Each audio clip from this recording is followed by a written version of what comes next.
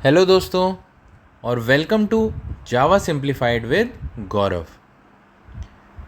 इस वीडियो में हम लोग जावा प्रोग्राम्स के बेसिक स्ट्रक्चर के बारे में जानेंगे, कुछ बेसिक प्रोग्राम्स के मदद से।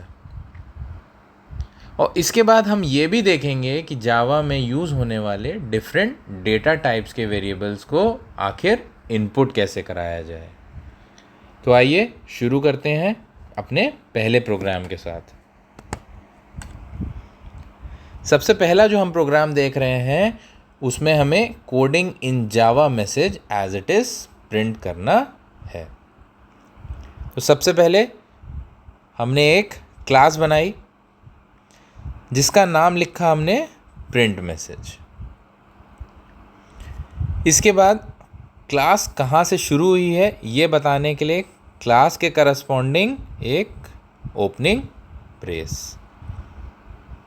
क्लास बनाने के बाद हमने बनाया हमारा main function, public static void main. Main function का ओपनिंग ब्रेस, ताकि हमको पता चले कि मेन फंक्शन की बाउंड्री कहाँ से शुरू हुई। कोडिंग इन जावा प्रिंट करना है तो हमने हमारा प्रिंटिंग स्टेटमेंट जो कि system.out.println है,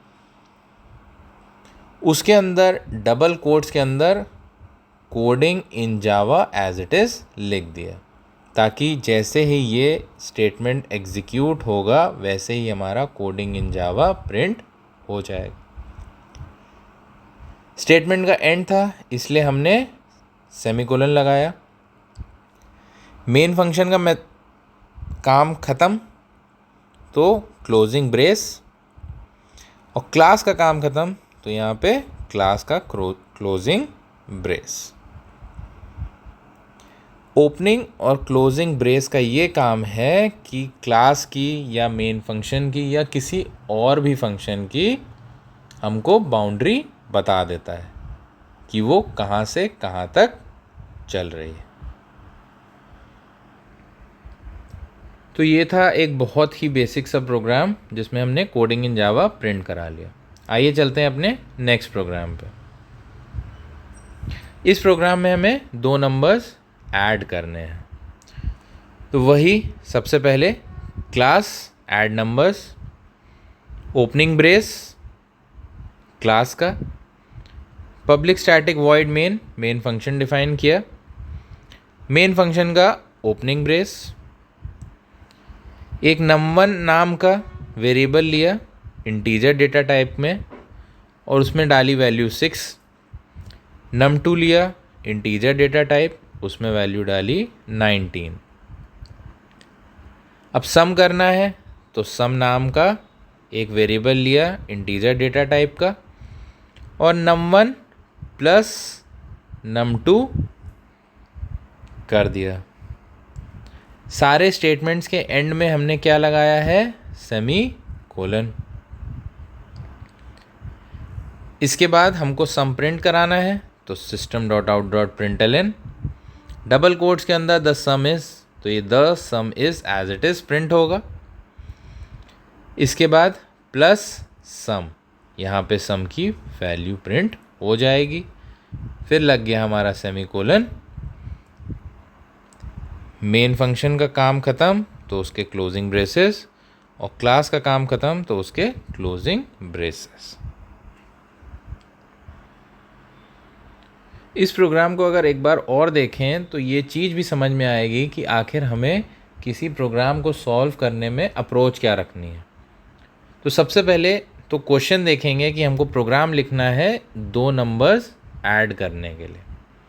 तो सबसे पहले तो हमको चाहिए दो नंबर्स, जो कि हमने num1 num2 ले लिया। अब दो नंबर ऐड करेंगे तो उसका जो सम जाएगा वो जाएगा हमारा सम नाम के वेरिएबल में। अब सम कर लिया तो उसको हमें प्रिंट भी करना है, तो हमने क्या लगा दिया, system.out.println। ये टेक्निक या अप्रोच इस प्रोग्राम में काफ़ी छोटी लग रही होगी, लेकिन जैसे जैसे हमारे प्रोग्राम्स की कॉम्प्लेक्सिटी बढ़ेगी वैसे वैसे यही अप्रोच लगा के हम बड़े प्रोग्राम्स भी सॉल्व करेंगे। अब चलते हैं हमारे तीसरे प्रोग्राम पे। तीसरे प्रोग्राम में जैसे कि हमने पहले बताया था, डेटा टाइप्स जो जावा में एग्जिस्ट करते हैं उनके वेरिएबल्स को आखिर इनपुट कैसे कराना है। सबसे पहले तो हमको java.util करके पैकेज है, उसमें स्कैनर क्लास है, इसको इंपोर्ट कराना पड़ेगा ताकि हम स्कैनर क्लास को यूज़ कर सकें। Scanner class basically input output operations handle करती है। अब इसके बाद बनाया class input different data types के नाम से, फिर बनाया अपना main function.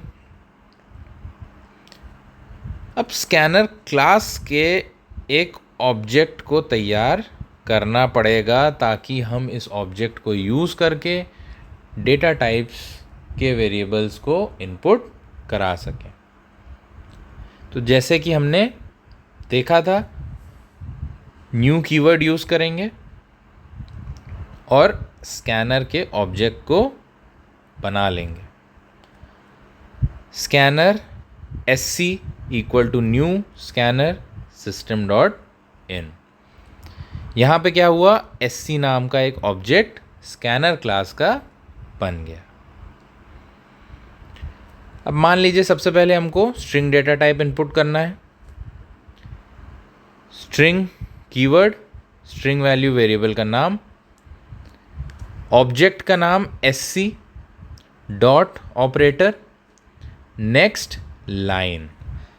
Next line use होता है हमारा स्ट्रिंग वेरिएबल इनपुट कराने के लिए। ऐसे ही जब हमको इंटीजर डेटा टाइप इनपुट कराना है तो इंट वैल्यू हमारा वेरिएबल का नाम, ऑब्जेक्ट का नाम sc डॉट नेक्स्ट इंट लिखेंगे। फ्लोट टाइप की बात अगर करेंगे तो हमारा sc डॉट नेक्स्ट फ्लोट हो जाएगा। वैसे ही डबल की अगर बात करेंगे तो sc डॉट नेक्स्ट डबल हो जाएगा। सिंगल कैरेक्टर डेटा टाइप अगर इनपुट कराना है तो कैर वैल्यू हमारा वेरिएबल का नाम है, ऑब्जेक्ट का नाम dot next dot char at zero. Char at zero इसलिए लिखा है कि इनपुट से जो पहला कैरेक्टर हमको मिले वो हम इनपुट के फॉर्म में एक्सेप्ट कर लेंगे। इसके बाद आता है हमारा बूलियन डेटा टाइप।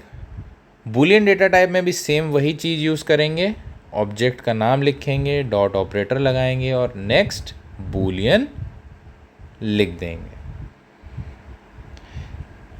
इन स्टेटमेंट से हम यूज़र से डिफरेंट डेटा टाइप्स की वैल्यूज़ इनपुट करा सकते हैं। इसके बाद हमने जो भी वैल्यूज़ हमारी इनपुट हुई हैं वो हमने प्रिंट करा दी हमारे system dot out dot println statement की मदद से। इसके बाद हमारा मेन फंक्शन क्लोज हो गया और क्लास क्लोज हो गई। तो दोस्तों, इस वीडियो के मदद से हमने जावा के प्रोग्राम्स का एक बेसिक स्ट्रक्चर समझाने की कोशिश करी है और उसी के साथ जावा के इनपुट स्टेटमेंट्स जो कि आगे आपके काफ़ी काम आएंगे वो भी बताए हैं। वीडियो के नोट्स आप डाउनलोड कर सकते हैं मेरे टेलीग्राम चैनल से, जिसका लिंक वीडियो के डिस्क्रिप्शन में है, और मेरे इंस्टा फैमिली से जुड़ने के लिए भी लिंक वीडियो डिस्क्रिप्शन में ही मिलेगा। कंटेंट पसंद आया हो तो प्लीज़ शेयर और सब्सक्राइब ज़रूर करें। फिर मिलेंगे और वीडियोस के साथ, हर वीडियो में कुछ नए कॉन्सेप्ट्स लेके। तो तब तक के लिए पढ़ते रहिए, रिवीजन करते रहिए और अपना ख्याल रखिए।